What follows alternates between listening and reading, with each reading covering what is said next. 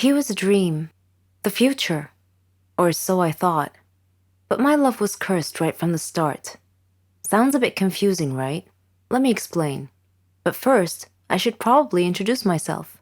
I'm Carolyn. I was a dreamer. I dreamed of a good, warm, stable, successful life. I wanted a good job.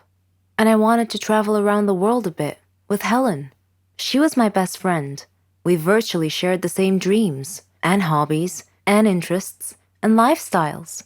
We've been friends since we were kids. People often thought that we were sisters. I did too, in fact. She even got jealous if anyone tried to get close to me. Every day, Helen and I worked a little more towards our dreams. Once, when Helen and I were traveling with some of our friends, we had a problem with the hostess on the plane.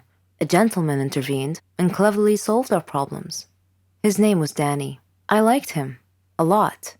I thought about him often, but whenever I talked to Helen about him, she told me that he was not as amazing as I seemed to think he was. Coincidentally, I met him again at a party of a mutual friend. We talked together till daylight. I told Helen about our encounter, and she expressed her wishes that my love story would have a happy ending. I similarly told her that I hoped she would find the love of her life someday too. Everything would be okay, we figured. Then, one day, I received a letter in our mailbox. It was in weird handwriting, as if the writer had written it with a trembling hand.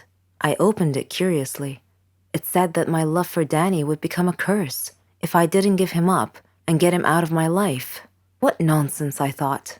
Whose idea of a silly joke was this? I immediately called Danny and Helen to tell them about the letter.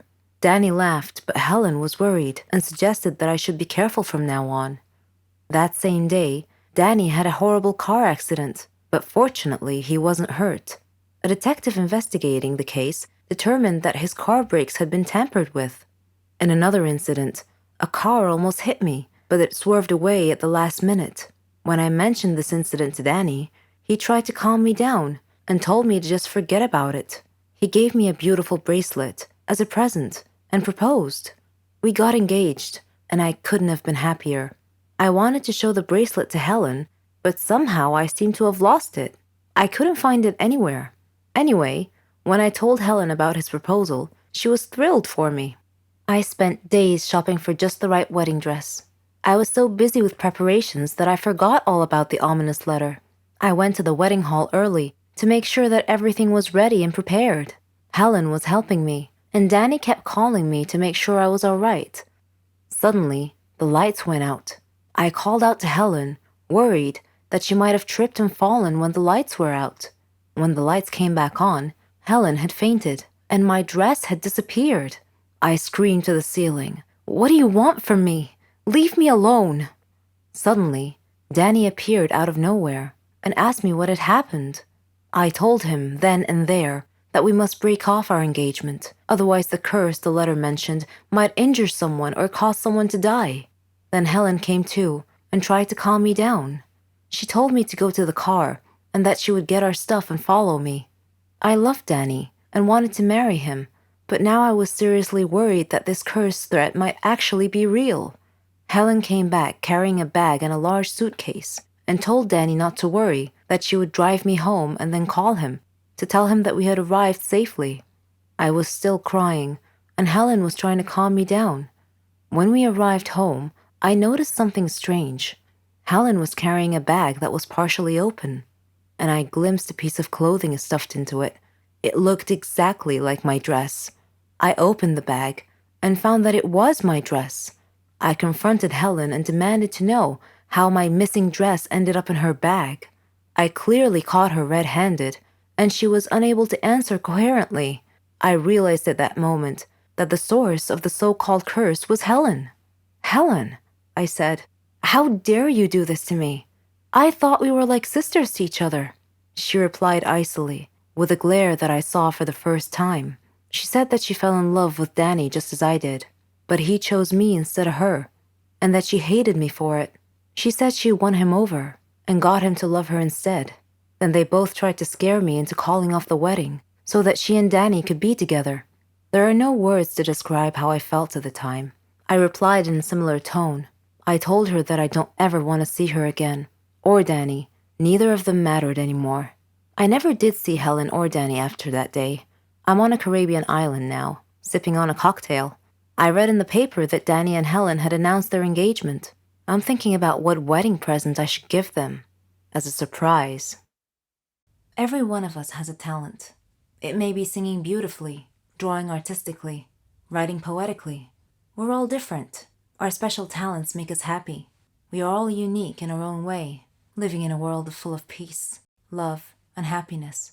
But what if our talent became our bane? Well, my talent did become my bane. Let me tell you how. My name is Jenny, and I'm 16 years old. I lived in a quiet neighborhood with my parents and my little brother Matthew.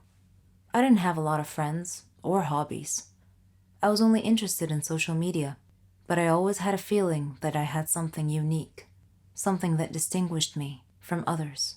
Turned out I was right. It all started on my grandmother's birthday. My family and I were traveling to her home to celebrate the occasion. The road was narrow and bumpy, with a rocky shoulder on one side and a river on the other. Dad was driving too fast, so obviously, Mom was a bit worried. Conversely, Matthew was excited. It was raining so hard that day that Dad feared the weather might get even worse, so he was driving faster than he should have to try to arrive at Grandma's house quickly.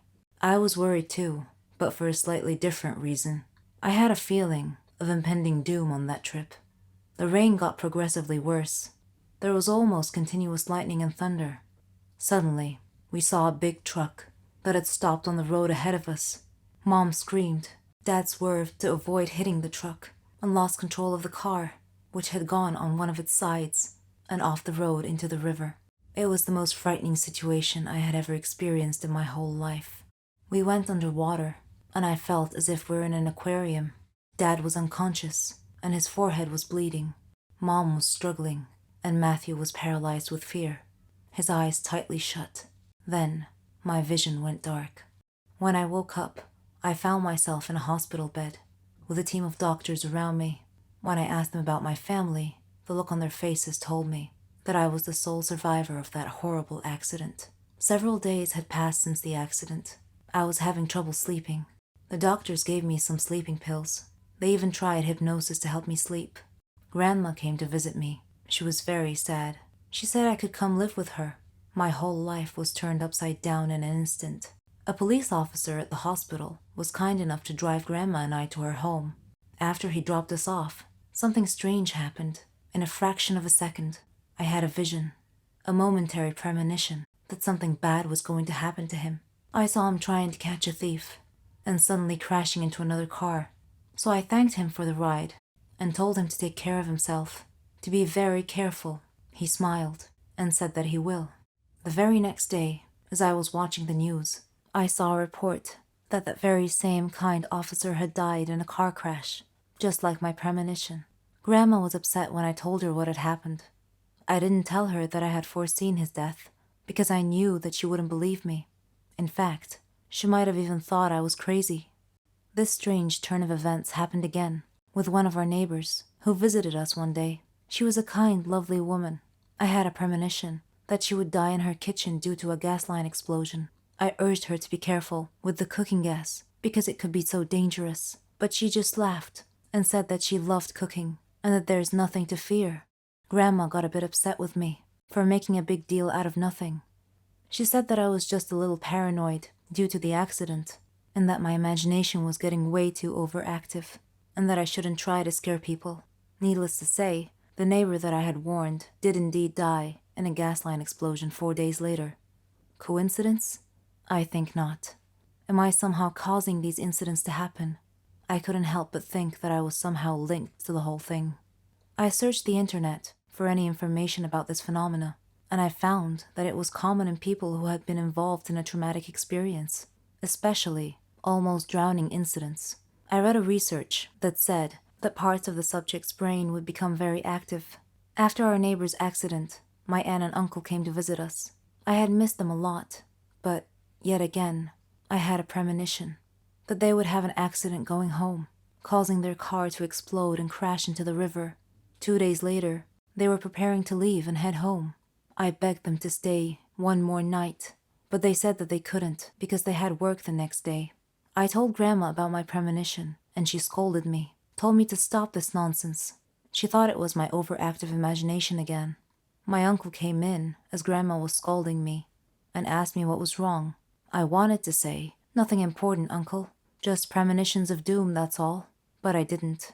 I went to sleep instead and had a dream that Uncle was going to get run over by a car. Suddenly, I woke up to the sound of Uncle and Grandma's voices. They were talking about me, and it was raining outside. Uncle stood up and said that he had to get something from his car. I sat up straight and shouted, "No, don't go." Uncle said, "Jenny, it'll be fine. I'll just get something from the car." I couldn't dissuade him from going, so I followed him out. Uncle went out to his car and was standing by its door, which was facing the road. Then I saw the headlights. A car was coming down the road, driving towards us. I saw the car hit a flooded spot on the road and suddenly began sliding sideways, right towards Uncle. Instinctively, I made a decision to try and protect him. I had to at least try. I jumped in front of the swerving car. The driver saw me and tried to regain control. Suddenly, I felt a warm sunshine mysteriously coming down from the sky amidst the rain, and I felt calm and safe. And I had one final premonition before everything went dark. It all happened on my last holiday. It was a terrible experience. It was the worst holiday I have ever had. Me and my friend Renee, we decided to go to New Zealand. We were saving money for a very long time to go on this trip. It was our dream to go to the land of the Lord of the Rings. We had made reservations for flight at the end of July, and from that moment on, everything went wrong. It turned out that the flight was reserved for only one person, simply because a woman at the travel agency didn't understand us very well. I managed to reserve a flight, but a different one, so we couldn't go together. But I thought that it was not a big deal. My friend flew a few hours after me. I was going first. When I arrived at the airport, I was very happy because that meant that my holiday has just started and that nothing else could happen. And I was mistaken. When the hour of my flight was coming, I queued up to the custom clearance. My passport was right, and the next thing I had to do was to go through the metal detector. When I was passing through, it started to beep. I was so scared. I was taken aside immediately, and I felt like a thief. It was terrible. The custom officer had taken me to another room and she told me to undress. I tried to explain that I had a belly ring and maybe it was the cause of the beeping, but she didn't want to listen. I had to undress. They took my clothes somewhere else and I was standing alone in the middle of the room. I was shocked and stressed. The woman came back after about 5 minutes, which seemed to be ages for me. She gave me back my clothes, but I was not allowed to put them on. She checked me one more time with a small metal detector, which was obviously beeping in front of my belly ring. Of course, the custom officials went through all of my things, but they didn't find anything. I was late for my flight, so I had to wait for another one. My friend was supposed to meet me at the airport, and it was me who should be waiting for her. She was terrified that I was not there, but fortunately she decided to wait. After that horrible flight, we met at the airport and we went to our hostel. It turned out that we expected something different, but it was not that bad, and we were too tired to look for something else. New Zealand is the most beautiful country I have ever seen, and we loved everything about it. The people, their customs, their food, basically everything, and the entire environment. We spent 3 weeks there. We had a really good time, but when the time ended, we had to fly back home. I was a little bit scared. This time I decided to remove my belly ring. We came to the airport about 3 hours before the departure time. At the entrance to the airport, we saw an older woman who had a large card with the word written on it with capital letters, Poland. So I came up to her and I started to speak in Polish. She smiled and we started to chat together. When we were just about to leave, she asked me if I could take a box of chocolates with me and give it to her son in Poland. He was supposed to meet me at the airport because she would phone him. And of course, I agreed. And then it started again. At the custom clearance, everything was okay. I came through the metal detector and nothing happened. My passport was alright. I was almost free when the custom officer asked me about the chocolates. I said that it was given to me by the lady at the entrance and that her son is going to take it back at the airport in Poland. The custom officer asked me to open the box. I didn't want to agree as it was not mine, but I had to. It turned out that inside there were not chocolates, but cocaine worth $20,000. I was taken to jail. I spent 2 days there and then everything had been explained. I could come back home and the lady and her son were caught and also taken to jail. I don't have to explain why this was the worst holiday ever.